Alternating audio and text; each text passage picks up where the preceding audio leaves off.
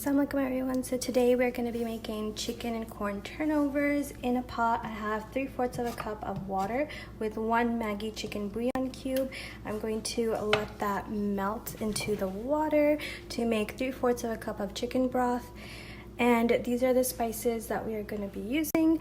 I have 1/8 of a teaspoon of onion powder, 1/8 of a teaspoon of dried oregano, 1/8 of a teaspoon of black pepper, a dash of paprika. I'm going to add that in. I'm not adding any salt at the moment because the Maggi chicken bouillon cube has a lot of salt already. I'll taste test afterwards and adjust for salt as necessary. So right now I'm just going to melt this all together. To this pot, I'm also going to add 1/4 of a cup of whole milk. Now I'm going to bring this to a boil, and in the meantime I have 1/2 cup of whole milk in a bowl, and I have 6 tablespoons of flour.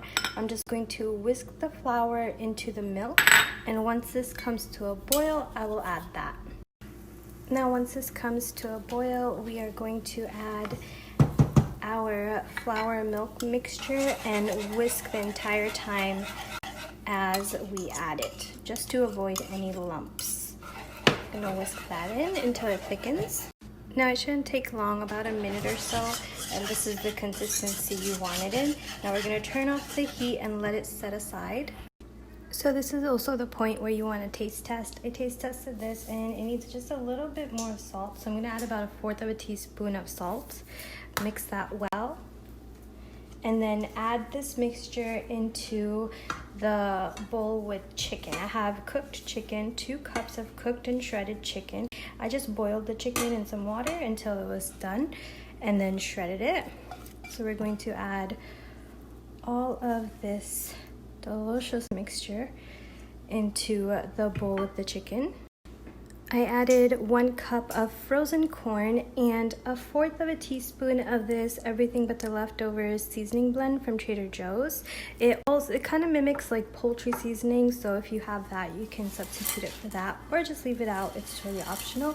And I'm going to mix this all together. And the last thing I added was 1/2 cup of shredded cheddar cheese. I used mild, but you can use sharp, or you can use white cheddar cheese, whichever one is your preference. I'm going to mix this all really well together. I also have a box of frozen puff pastry that I let thaw out in the fridge last night. You can also let it thaw out room temperature over the counter. And I'm going to stuff puff pastries with this delicious corn chicken mixture. Now to work with the puff pastry, I cut it into 9 evenly spaced squares. Now I'm going to take 1 square. Let's remove these off. And I like to stretch it just a little bit, just so it gives me more room to work with. And then you're going to place it like a diamond. And then grab 1 tablespoon of the filling, a little like over 1 tablespoon. That's the oven. It preheated at 375 degrees. And then we basically just close it up. Make sure the edges are sealed completely. I like to stuff them a lot because I like the filling. And I like to have a lot of filling in my puff pastries. And then if you want, you can also crimp the edges with a fork, and that will just make a really nice presentation afterwards. So it's really easy. Just use a fork, crimp the edges. It also gives it that home style vibe, rustic kind of looking. Beautiful. And then I have a baking tray lined with parchment paper, and I'm just going to lay these down and set aside until we are ready to bake. So I'm going to continue finishing these up. Now I have a square bit of puff pastry and a little bit of the corn filling mixture, and I have this peppercorn brie. I got this from Costco. It came in a 4-pack. And I'm basically going to make a little puff pastry brie pocket with some of this corn chicken mixture on the top. Now you can leave the rind on, but I like to shave part of the rind from the bottom and top and then place it in the middle. So I'm going to do that right now. And taking the top rind off is really easy. You just take a knife and just like scrape off the top. And I think this brie is going to work really nicely because it has peppercorn in it, and we put some pepper flakes, or ground pepper I mean, in the filling. So I think it'll just complement it really nicely. So just going to pop off. There we go. Now you can just use the rest of puff pastry to just continue making the corn turnovers with the rest of the filling, but I wanted to see how this will turn out. And I'm just going to place the filling right over it, just like that. It's about a cup of the filling, roughly. Now I'm just going to fold over the pastry like this and make little crimped edges, and then press. And I'm going to do this all the way around until everything's covered. Now this is how the puff pastry pocket kind of looks like.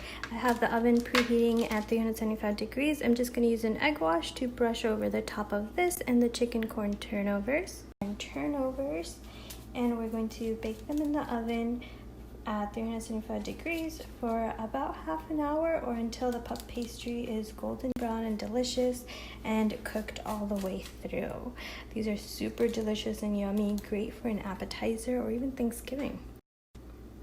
You can also freeze these before doing the egg wash, like freeze them plain onto a baking sheet with parchment paper, and then once it's frozen you can just pop them into little Ziploc bags, and then when you want to make them fresh you just take them out of the freezer, brush a little egg wash over it, and bake in the oven like normal. You might have to increase the time a little bit, but you bake at 375 degrees until golden brown and delicious, and they're really good freezer appetizers that you can make beforehand, and then whenever guests are over, or if you don't want to cook anything, you can do something really quick and easy from the freezer. It's a really good meal prep kind of idea. So I ended up baking it at 375 for about 20 minutes, and the tops are golden brown delicious. The puff pastry is cooked all the way through.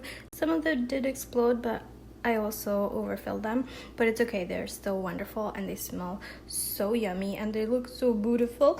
And I'm just gonna take a picture and then post it up, and I hope you guys enjoy and try it out. These are super fast and easy and delicious.